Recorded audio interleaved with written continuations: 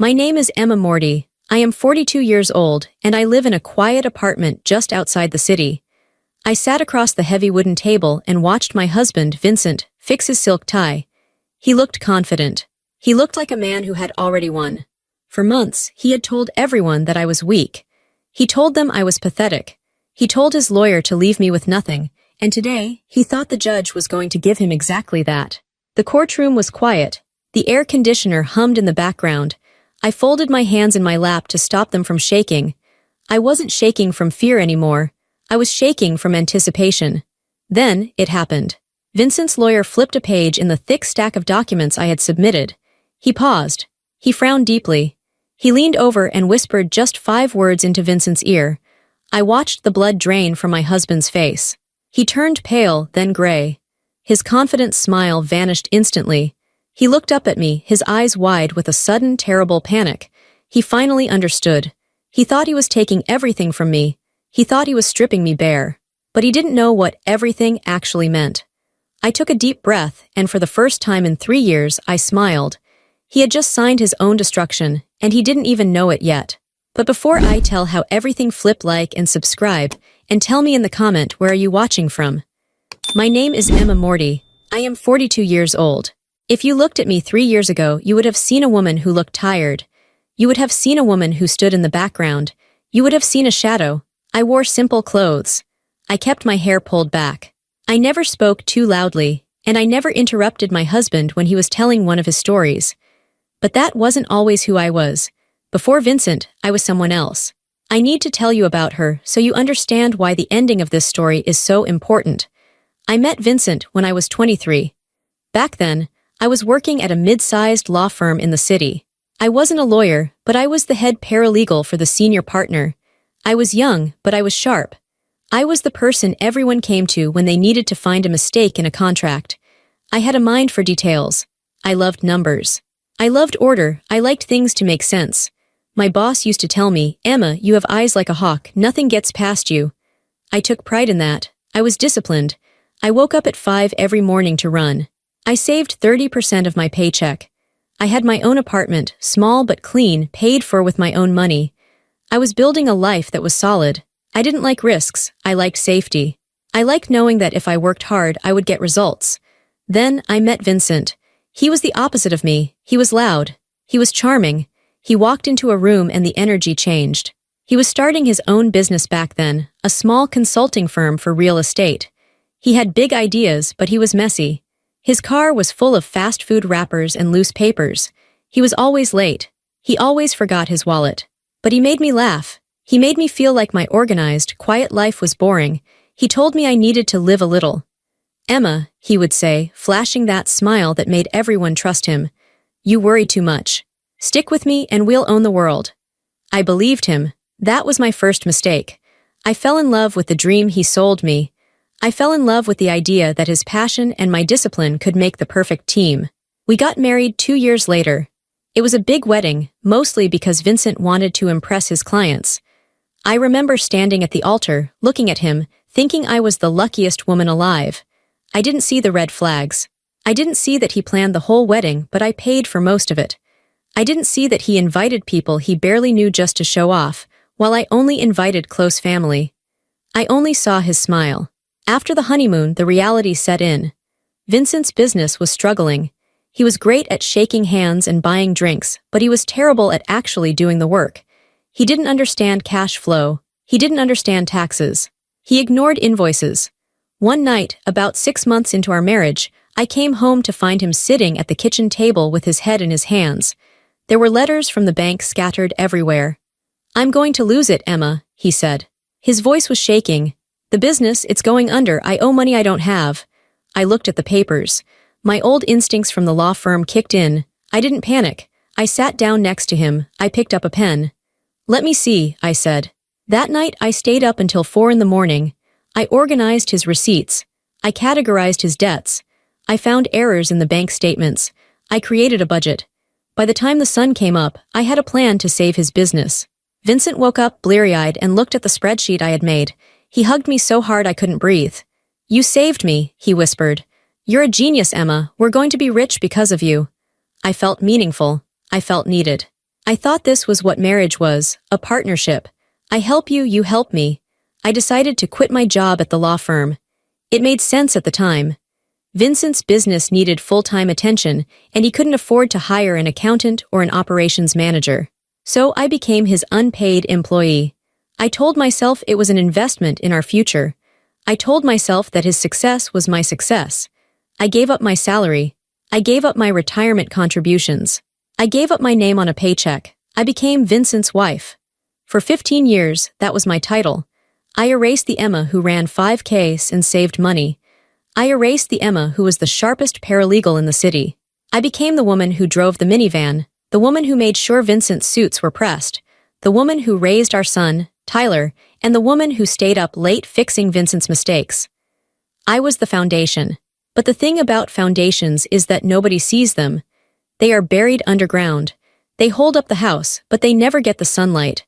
I was happy to be the foundation, as long as the house was strong. I was happy to support him, as long as he loved me. I thought we were building something together. I thought that when he won, I won. I didn't know that for 15 years I wasn't building a home. I was building a trap. And I was walking right into it, one day at a time. The business grew. It became a monster that ate all of my time. We called it Vince Global. It sounds impressive, doesn't it? It was a real estate development and consulting firm. On the outside, it looked shiny. We had a nice office downtown with glass walls and modern furniture. We had a fleet of black subs. We had company parties with expensive catering. Vincent was the face. He was the CEO. He was the one who went to the golf courses to make deals. He was the one who gave interviews to the local business magazines. But I was the machine. Every morning, I drove Tyler to school, and then I drove to the office. My desk wasn't in the front. It was in the back in a small room without a window. I liked it that way. I could focus. I handled everything, I mean everything. I managed the payroll for 40 employees. I negotiated contracts with vendors. I dealt with the insurance companies. I handled the tax filings. I tracked every single dollar that came in and every dollar that went out. Vincent hated details. If a client had a complaint, he would say, "Talk to Emma." If the bank called about a loan, he would say, "Emma handles that." I worked 60 hours a week. I didn't get a salary. Vincent told me, "Why do we need to pay you? It's our money anyway. If we pay you, we just have to pay more taxes. We'll just take drawings from the business account for the household." It made sense logically. I trusted him. So I worked for free. I remember one specific year. It was our 10th anniversary. The business had just landed a huge contract to renovate a historic hotel downtown. It was the biggest job we had ever gotten. It was going to put us on the map. I had spent 3 months working on the bid proposal. I wrote the text. I crunched the numbers to make sure we could make a profit.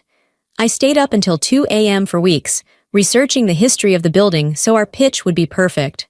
Vincent just read the script I wrote during the presentation. We won the contract.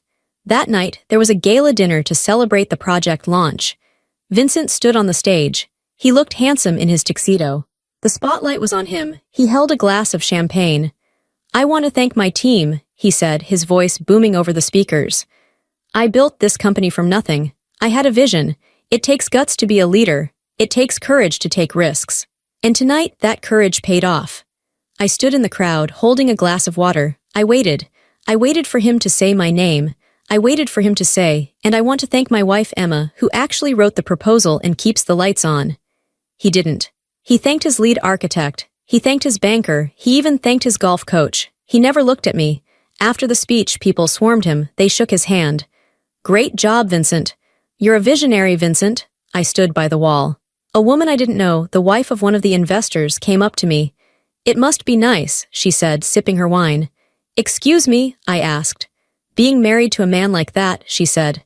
"You're so lucky, you don't have to work. You just get to enjoy the life he provides. What do you do with all your free time?" I felt a lump in my throat. My free time? I hadn't had a day off in 5 years. I had spent the entire day fixing a payroll error that Vincent caused because he promised a bonus he didn't clear with me first. "I keep busy," I said quietly. "Well, you're lucky," she repeated and walked away. That was my life. I was the invisible engine. And it wasn't just the business, it was home too. Vincent wanted the perfect life to show his clients. That meant a big house in the suburbs. It meant dinner parties for 12 people. I cooked the meals. I cleaned the house because Vincent said the cleaning lady stole things. She didn't, he just lost them. I mowed the lawn because he wanted to save money on landscaping. I raised Tyler. Vincent was a Disney dad. He showed up for the fun stuff. He took Tyler to baseball games on Saturdays when people were watching. But who helped Tyler with his math homework every night? Me. Who stayed home when Tyler had the flu and was vomiting all night? Me. Who went to the parent-teacher conferences? Me. Vincent would come home at 8 p.m., smell the dinner I made, and complain that the steak was a little dry. He would sit on the couch, turn on the TV, and say, "I'm exhausted, Emma. I've been carrying the weight of the world all day. Get me a beer." And I did. I got him the beer. Because I thought that was my job. I thought I was being a good wife. I thought that by supporting him, I was securing our future. I didn't realize that every time I fixed a problem for him, I was making him stronger and myself weaker. I didn't realize that by not taking a salary, I was making myself financially invisible. On paper, I didn't exist. The business was in his name. The house was in his name for liability reasons, he had said.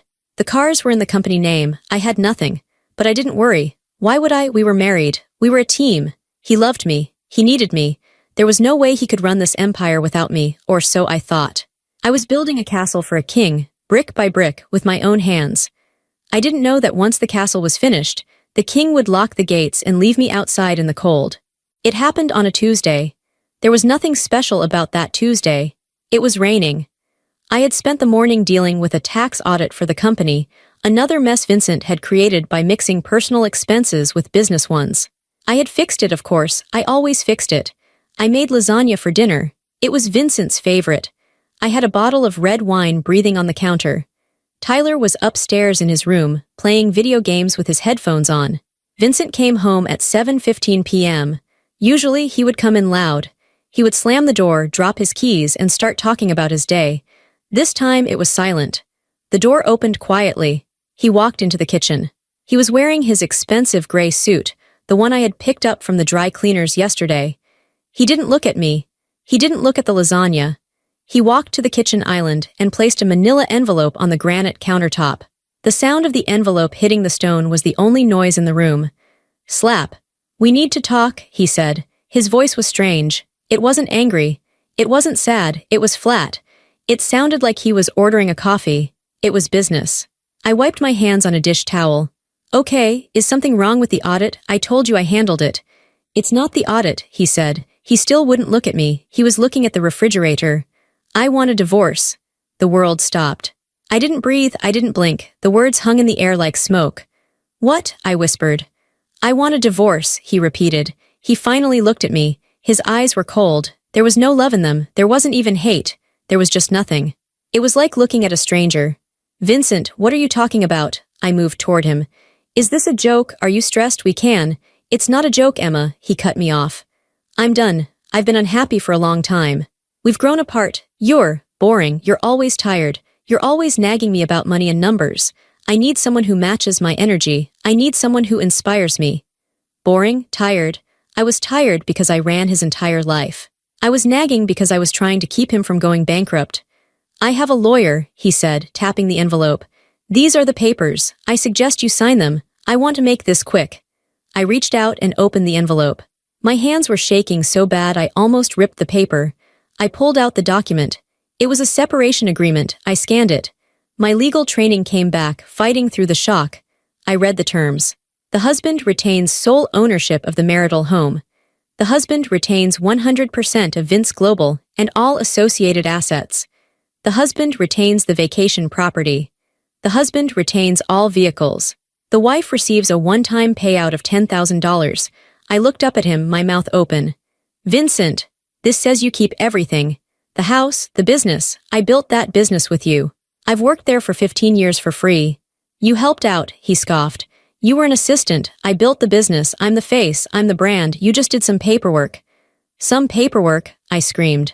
"I am the CFO, the COO, and the HR department. You don't even know the password to the bank account." "It doesn't matter," he said calmly. "It's all in my name. You have no claim to it. I checked." He crossed his arms. He looked so smug. He looked like he was negotiating a deal with a weak subcontractor. "And Tyler?" I asked. My voice broke. "What about our son?" Vincent looked at his watch. He actually checked the time while destroying our family. I'm a busy man, Emma. I have an empire to run. I can't be driving him to soccer practice and dealing with teenage drama. He looked me dead in the eye. You can keep the child, he said. He said it like Tyler was an old piece of furniture he didn't want anymore. You can keep the child, not our son. Not Tyler, the child. You want the house, the cars, the money. But you don't want your son, I asked, my voice barely a whisper. It's better for him, he said with a shrug. I'm going to be traveling. I'm starting a new chapter. He'll just slow me down. You're a mother, that's what you're good at. You take him. I'll pay the state minimum for child support, but I want the house. You have 30 days to get out. He turned around and walked to the fridge. He took out a bottle of water. Oh, and Emma, he said, unscrewing the cap. Don't try to fight this. I have the best lawyers in the city. You have no income. You have no job. You have no savings. If you fight me, I will bury you. I will drag this out until you are homeless. Just sign the papers, take the 10 grand and go. He took a sip of water, walked past me, and went upstairs to pack a bag. I stood in the kitchen. The smell of the lasagna was making me sick. I looked at the papers. He wanted everything. He wanted to erase me. He wanted to throw me away like a used wrapper. And the worst part, the part that hurt more than the money, more than the house, more than the 15 years of wasted life. It was that he traded his son for a Porsche. I stood there for an hour. I didn't cry. I think I was in too much shock to cry. I just felt cold. Deeply, freezing cold. That night, Vincent slept in a hotel. I slept in Tyler's room, on the floor next to his bed, watching him sleep. I was terrified. I was 42. I had no job history for 15 years. I had no money of my own. My husband, the man I had dedicated my life to, had just declared war on me. And he was right. He had all the power. The next few weeks were a nightmare. Vincent didn't move out. He said it was his house, so why should he leave? Instead, he moved into the master bedroom and locked the door. He forced me into the guest room down the hall. It was a small room. The mattress was old and lumpy. It was where we used to put his drunk friends when they stayed over after parties. Now it was my home. I woke up every morning to the sound of him singing in the shower. He was happy. He was lighter. He whistled while he made coffee. He started treating me like an unwanted tenant. If I was in the kitchen, he would walk in and say, "Can you leave? I need to make a call." If I was watching TV in the living room with Tyler, he would come in and change the channel without asking. Then his mother arrived. Vincent's mother, Barbara, had never liked me. She thought I was too quiet. She thought I wasn't flashy enough for her golden boy. 2 days after he asked for the divorce, I came home from grocery shopping to find Barbara in the hallway. She was holding a roll of black garbage bags. "What are you doing?" I asked, putting down the grocery bags. "Helping Vincent clean up," she said, sniffing the air as if I smelled bad. "He needs space for his new life. We're packing up your things." My heart hammered in my chest. "My things? You can't touch my things." "Oh, relax," she snapped. "Just the clutter, the old clothes, the knickknacks. You have 30 days to leave, Emma. We're just getting a head start. You should be thanking me." I ran upstairs. In the hallway, there were 3 black garbage bags sitting by the door. I ripped one open. Inside were my books. My photo albums from before I met Vincent. The sweater my grandmother knitted for me before she died. They were thrown in there like trash. "Stop it," I yelled. It was the first time I had raised my voice. "Get out of my house," Barbara laughed. It was a cruel, dry sound. "It's not your house, dear. Vincent paid for it. It's his name on the deed. You're just a guest who stayed too long." I grabbed the bags and dragged them into the guest room, locking the door. I sat on the floor, hugging my grandmother's sweater, and cried. I cried until my throat burned. But the humiliation didn't stop at home. It went public. Vincent didn't wait for the divorce to be final. He wanted to show off his upgrade immediately. Her name was Jessica. She was 26. She was an influencer. She had very blonde hair, very white teeth, and very little clothing. Vincent brought her to the company picnic. I shouldn't have gone, but Tyler wanted to go. He loved the annual picnic. So I went, intending to stay in the background. When Vincent's car pulled up, the new Mercedes convertible he had bought the week after asking for a divorce, everyone went silent. He stepped out wearing sunglasses. Then he opened the passenger door and Jessica stepped out. She was wearing a short white dress. She giggled. She held his arm. Vincent walked her through the crowd like she was a trophy. He introduced her to the employees, people I had hired, people I had known for 10 years. "This is Jessica," he beamed. "She's bringing some fresh energy to my life." The employees looked at me. Some looked pitying. Some looked away, embarrassed. But nobody said anything. Nobody defended me. Nobody said, "Vincent, your wife is standing right there." They were afraid of him. They wanted their paychecks, so they smiled at Jessica. They shook her hand. They told her she was beautiful. I stood by the potato salad, feeling like a ghost. I had planned this picnic. I had ordered the food. I had organized the games for the kids. And now I was watching another woman reap the rewards of my labor. I went to the bathroom to wash my face. When I came out, I bumped into Sarah. Sarah was my best friend. We had known each other since college. She was the one person I had told everything to. I had cried on her shoulder the day Vincent asked for the divorce. I told her about the garbage bags. I told her how scared I was. "Emma," she said, looking startled. She was holding a glass of wine. "Can you believe this?" I whispered to her. "He brought her here in front of Tyler." Sarah looked down at her shoes. She didn't look angry. She looked guilty. "Well," Sarah said slowly, "you have to admit, Emma, you and Vincent have been unhappy for a while. Maybe he just needs to be happy. Jessica seems nice." I felt like I had been punched in the stomach. "Nice," I stared at her. "He's cheating on me. He's kicking me and Tyler out of our house. He threw my things in garbage bags." "Look," Sarah said, her voice getting harder. "Vincent is a powerful man, Emma. He has a lot of connections. My husband does business with him. I can't just cut him off because you guys are having issues. You need to be realistic. You're being a bit dramatic about all this." She patted my arm. It felt like a slap.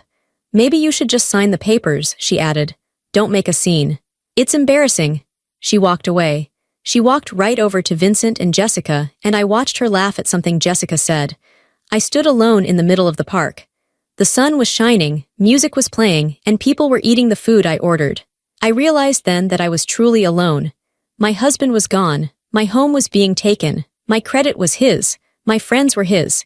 Even my history was being rewritten by his mother. I looked over at Tyler. He was sitting on a bench, alone, eating a hot dog. He wasn't playing with the other kids. He was watching his father hold Jessica's hand. He looked small. He looked broken. That was the moment the sadness turned into something else. I looked at Vincent, laughing with his head thrown back. He thought he had crushed me. He thought I was weak. He thought that by taking my money and my friends, he could make me disappear. He forgot one thing. He forgot that I was the one who fixed his messes. He forgot that I was the one who knew where the bodies were buried. He forgot that while he was the face of the company, I was the brain. I wiped my tears. I straightened my back. I walked over to Tyler, took his hand and said, "Come on, we're going home." I wasn't going to cry anymore. It was time to remember who I was before him, and it was time to show him what happens when the foundation decides to shake the house. I could handle the insults. I could handle the garbage bags. I could even handle seeing my husband parade his new girlfriend around like a prize. But I knew where Vincent would strike next. He knew that the only thing I loved more than my dignity was our son, Tyler. Tyler was 14. It is a difficult age for a boy. He was trying to figure out how to be a man. And unfortunately, the only man he had to look up to was his father. For years, I was the one who was there. I was the one who drove him to practice, checked his homework, and made sure he ate vegetables. I was the bad cop because I had rules. Vincent was the good cop because he was never there, and when he was, he brought gifts. After the picnic, things changed in the house. Vincent started a campaign to turn Tyler against me. It wasn't subtle, it was brutal. One Friday afternoon, I was in the kitchen making a sandwich for Tyler. He usually got home at 3:30. I heard the front door open, but I didn't hear the usual thud of his backpack. "Hey Ty," I called out. "I made turkey and Swiss." Tyler walked into the kitchen. He wasn't wearing his backpack. He was wearing a brand new leather jacket. It was expensive, too expensive for a 14-year-old. He was also holding a new iPhone, the latest model. He looked at me with a strange expression. It was a mix of defiance and pity. "Dad bought it for me," he said, seeing my eyes on the jacket. "It's nice," I said, trying to keep my voice steady. "But Tyler, we talked about expensive gifts. You have a perfectly good coat." "Dad said you'd say that," Tyler snapped. He crossed his arms. "Dad said you're just jealous because you can't afford to buy me nice things. He said you want us to be poor." I froze. The knife twisted in my gut. "Tyler, that is not true," I said softly. "I want you to be happy. But money isn't everything." "That's what losers say," Tyler said. I gasped. "Excuse me." "Dad said you're a loser," Tyler said, his voice rising. He told me the truth, Mom. He told me that the reason the divorce is happening is because you stopped supporting his dreams. He said you were dragging the company down. He said you're trying to take all his money so we can't have a fun life. My hands shook as I set the knife down on the counter. Vincent was rewriting reality. He was poisoning my son's mind. Tyler, your father is. He has his own version of things, I said. But I have always supported this family. I worked every day for that company. Dad says you just did paperwork, Tyler scoffed. He says Jessica is cool. She has a Porsche. She said she's going to take me to a concert next week. Front row. He looked at me with disgust. Why do you have to be so difficult, Mom? Just sign the papers. Dad said if you just sign the papers, he can buy me a dirt bike. But if you fight him, he has to spend the dirt bike money on lawyers.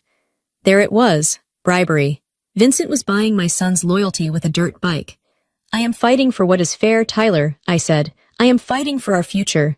You're fighting for yourself, Tyler shouted. I hate you. I want to live with Dad. He's a winner. You're just sad. He stormed out of the kitchen. He slammed his bedroom door so hard the pictures on the wall rattled. I stood in the silence of the kitchen. That was the moment something broke inside me. It wasn't my heart. My heart had already broken weeks ago. This was something else. It was my fear. For weeks I had been afraid of being poor, afraid of being alone, afraid of losing my status.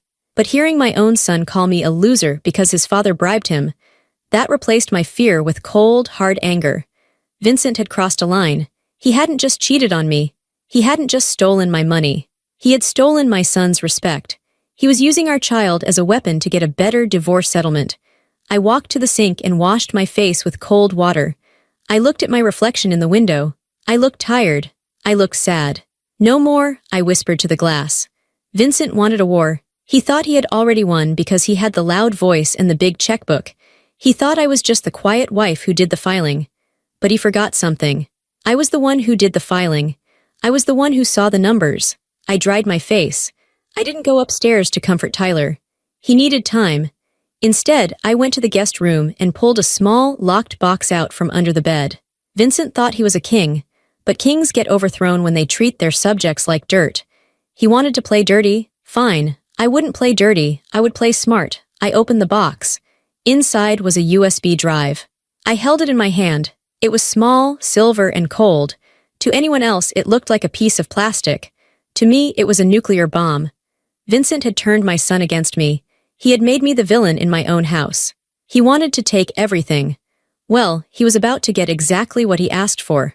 To understand how I beat him, you have to understand what I found 3 years ago. It was a Thursday night. Vincent was out entertaining clients, which I later learned meant gambling at the casino and buying drinks for women half his age. I was at the office, late, as usual. I was preparing the quarterly tax filings. Vincent had been acting strange about the mail lately. He had redirected the bank statements to a PO box that he said was more secure. He told me he wanted to handle the big picture finances now. He said I was too bogged down in the details. But I knew Vincent. He didn't handle details. I had a bad feeling, so I did something I had never done before. I hacked into his email. It wasn't hard. His password was his own name followed by 1. Vincentone. He was that arrogant.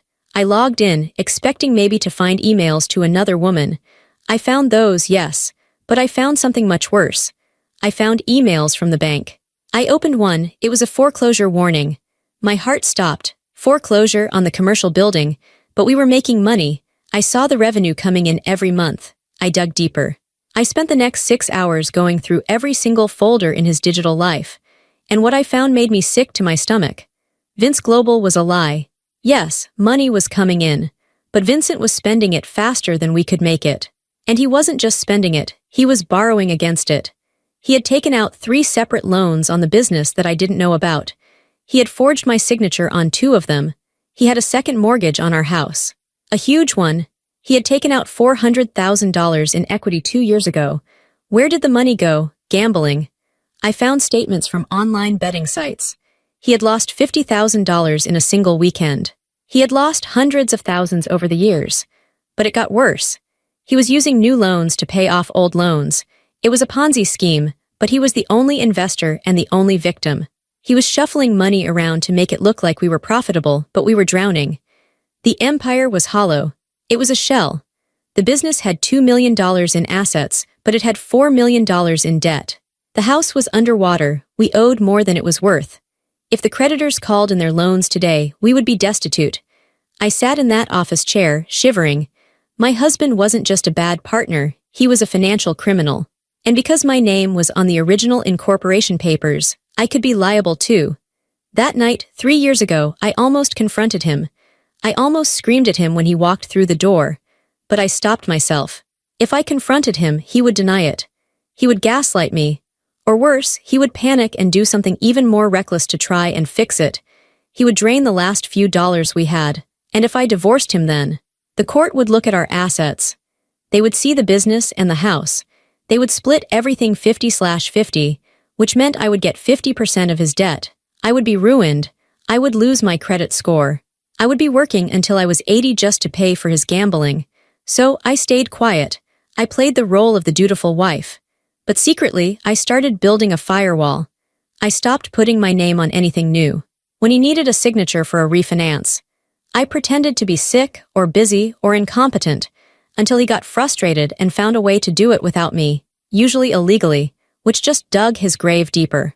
I started saving every penny of cash I could get my hands on. Grocery money he gave me, I saved half. Birthday money, saved. I became a spy in my own marriage. I tracked the collapse. Over the last 3 years, the hole got bigger. He stopped paying the payroll taxes, a federal crime. He stopped paying the vendors. He was robbing Peter to pay Paul, and Paul was getting impatient. By the time he asked for a divorce, Vince Global was technically bankrupt. It just hadn't been declared yet. He was living on credit cards and prayers. But here is the twist. Vincent didn't think I knew. He thought I was just the paperwork girl. He thought he had hidden the mail well enough. He believed his own lie. He walked around in his expensive suits, driving his leased car, believing he was a millionaire. He truly thought his company was worth millions. He ignored the debt letters. He lived in a fantasy world where he was the king. So when he handed me those divorce papers, demanding everything, he thought he was stealing a gold mine from me. He didn't know he was stealing a burning building. He wanted the business. He wanted the house. He wanted the assets. I realized then that this wasn't a tragedy. It was an opportunity. If I fought him for half, I would get half the debt. But if I let him win, if I let him take everything, then he would take the debt too. He was handing me a lifeboat and handcuffing himself to the Titanic. I just had to make sure he didn't realize it until the ship went down. The strategy was simple. Give him what he wants, but make it look like it's killing me. Vincent needed to feel like he was winning. His ego was his biggest weakness. If I offered him the business, he would be suspicious. But if I fought for it, and then he beat me, he would take it with a smile. First, I had to protect myself and Tyler. I had a small inheritance from my aunt that I had received 5 years ago. It wasn't millions, but it was enough to start over, about $150,000. Vincent knew about it, but he had forgotten. He was so focused on big deals that he didn't care about my little money. I went to a lawyer quietly. I didn't go to a high-powered divorce shark. I went to an old friend from my law firm days, a woman named Karen. She was smart, quiet, and vicious when she needed to be. Karen, I said, sitting in her small office. I need to give my husband everything. She looked at me over her glasses. Emma, usually people come here asking to get everything. You want to give it away. I want him to take the business. I want him to take the house. I want him to take the cars, I said. And in exchange, I want him to assume 100% of the liabilities associated with those assets. I want an indemnification clause so thick it could stop a bullet. I want it to say that I am not responsible for any debt, past, present, or future, related to Vince Global or the marital home. Karen looked at me confused. But Emma, isn't the business worth millions? I smiled. I pulled out my USB drive and handed it to her. Look at the balance sheet. Karen plugged it in. She clicked a few files. Her eyes went wide. She whistled low. Oh my God, she whispered. He's insolvent. He's drowning. Exactly, I said. He doesn't read the reports. He thinks he's rich. He wants to leave me with nothing, so I'm going to let him. Karen grinned. It was a shark's grin. I like this plan, but we have to sell it. If we just offer it, his lawyer might check the books. His lawyer is his golf buddy, I said. He's a personal injury lawyer. He doesn't know corporate finance, and Vincent is too arrogant to let anyone look at his books, even his own lawyer. He'll tell him it's fine. Okay, Karen said. And what about the inheritance? Put it in an irrevocable trust for Tyler, I said, for his education. Make me the trustee. If it's in a trust for the child, Vincent can't touch it. He said he doesn't want custody, remember? He can't demand the child's money. We spent the next week drafting the paperwork. It was a masterpiece of legal trap setting. The agreement stated that Vincent would retain sole ownership of Vince Global, acting as CEO and president, entitled to all profits, revenue, and assets. It sounded prestigious. But the next paragraph said, the husband agrees to assume sole responsibility for all liabilities, loans, mortgages, tax liens, and encumbrances attached to said entities, holding the wife harmless. It was a standard clause, but in this case, it was a death sentence. During this time, I played my part at home. I walked around looking defeated.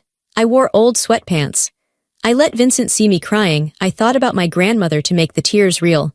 When Vincent saw me crying, he would smirk. It's hard, isn't it, Emma? He said one night, stepping over a box I was packing. Realizing that you're nothing without me. It's very hard, Vincent, I said, sniffling. I'm scared for the future. You should be, he said. But don't worry, I'll make sure Tyler has a good life. He can visit you in whatever little apartment you end up in. He'll see the difference between success and failure. I bit my tongue so hard I tasted blood. Just wait, I thought. Just wait, he was pressing me to sign. He wanted to marry Jessica. He wanted the house free and clear so he could renovate it for her. I set a date for the mediation, he told me. Next Tuesday, bring a pen. And don't bring a fight or I'll cut off the credit cards immediately. I'll be there, I whispered. I spent the weekend organizing my files. I made copies of everything. The tax fraud, the gambling debts, the hidden loans. I put them all in a safe deposit box at a bank Vincent didn't use. I wasn't just planning a divorce. I was planning an escape. The trap was set. All I needed was for the mouse to be hungry enough to snap it. And Vincent. He was starving for validation. He was starving to prove he had won. He was about to eat the cheese, and the metal bar was going to come down on his neck. The conference room was cold. It smelled of floor polish and stale coffee. Vincent sat at the head of the table. He was wearing a navy blue suit that I knew cost $3,000. He had a gold watch on his wrist. Jessica wasn't there, thank God, but his lawyer, a man named Bob who smelled like cigar smoke, was next to him. I sat on the side next to Karen. I wore a plain gray cardigan. I kept my head down. Let's make this quick, Vincent said, checking his watch. I have a tea time at 2. We have reviewed the proposal, Karen said, her voice calm. Emma is willing to agree to the majority of your terms. Vincent raised an eyebrow. He looked surprised. He expected a screaming match. Oh, she came to her senses. She acknowledges that you built the business, Karen continued. She knows she cannot run it without you. She is willing to waive her claim to Vince Global. Vincent sat back, a smug smile spreading across his face. Finally, some honesty. However, Karen said, she is concerned about her financial security. She is giving up a lot of potential equity. She's giving up nothing because she did nothing, Vincent snapped. She wants to keep her personal inheritance, Karen said. And she wants to keep her $401,000 from before the marriage. In exchange, she will sign over the house, the business, the cars, and the vacation property. Vincent laughed. He looked at Bob. Can you believe this? She wants to keep her little piggy bank. Fine, how much is it? $100,000, I make that in a month. He didn't make that in a month. He lost that in a month. But he couldn't help bragging. So, we have a deal, Bob asked. One detail, Karen said. She slid the thick document across the table. Since Emma is giving up all rights to the assets, we need to make sure the separation is total. This clause here says you take all the debt associated with the business and house. Clean break. She walks away with nothing, but she owes nothing. Vincent didn't even read the paragraph. He just heard she walks away with nothing. Fine, fine, Vincent said, waving his hand. I'll take the debt. What is it? A mortgage? A car payment? I can handle it. I'm the one with the cash flow. Bob, the lawyer, should have paused. He should have asked for a current balance sheet. He should have asked to see the books. But Bob was lazy and Vincent was rushing him. It looks standard, Bob said, shrugging. I just want to be done, I said, my voice trembling. I looked up at Vincent with tears in my eyes.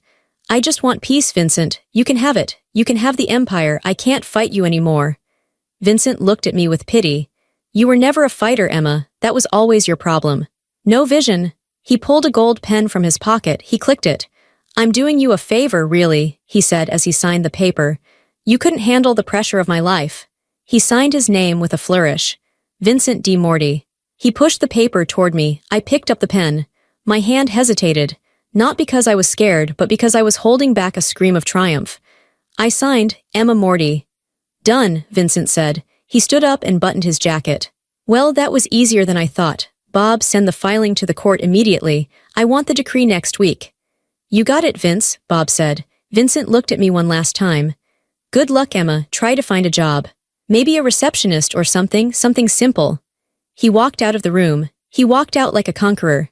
I waited until the door closed. I waited until I heard the elevator ding down the hall. Then I slumped back in my chair. Karen looked at me, a slow smile spread across her face. He didn't ask, she whispered. He didn't ask about the second mortgage. He didn't ask about the credit lines. He thinks he's a god, I said, taking a deep breath. Gods don't ask questions. You're free, Karen said. Once the judge stamps this, you are legally severed from his debt. He just voluntarily took on $4 million of liability in exchange for assets worth maybe $2 million. He's bankrupt, I said. He just doesn't know it yet. I stood up. I didn't feel sad anymore. I didn't feel weak. What now? Karen asked. Now, I said, picking up my purse. I go get my son. And then I watched the show. I walked out of that building into the bright sunlight. The air felt different. It felt lighter. For the first time in 15 years, I wasn't carrying the weight of Vincent's ego. I wasn't carrying the weight of his lies. He had the weight now, all of it, and I knew exactly when it was going to crush him. The final court hearing was a formality. This brings us back to the moment I told you about at the start. We were in the courtroom to finalize the decree. The judge had the papers. Vincent was there, checking his phone, probably texting Jessica about dinner plans. He looked bored. The judge, an older woman with sharp glasses, looked at the file. She frowned. She looked at the financial disclosure I had submitted. The real one, the one Vincent had never bothered to read because he thought he knew everything. Mr. Morty, the judge said, I am reviewing the division of assets and debts. You have agreed to assume all liabilities for Vince Global and the marital residence. Yes, Your Honor, Vincent said, standing up. I'm the sole owner. I'll take care of it. Are you aware, the judge asked, that the listed debts for these entities exceed $4.5 million, while the appraised value is less than $2.2 million? The room went silent. Vincent froze. He blinked. Excuse me, the liabilities, the judge repeated. The 3 mortgages on the commercial property, the secondary lien on the home, the outstanding payroll taxes. You are accepting over $2 million in negative equity. That was the moment. That was the moment his lawyer whispered to him. That was the moment he turned pale. Vincent looked at me.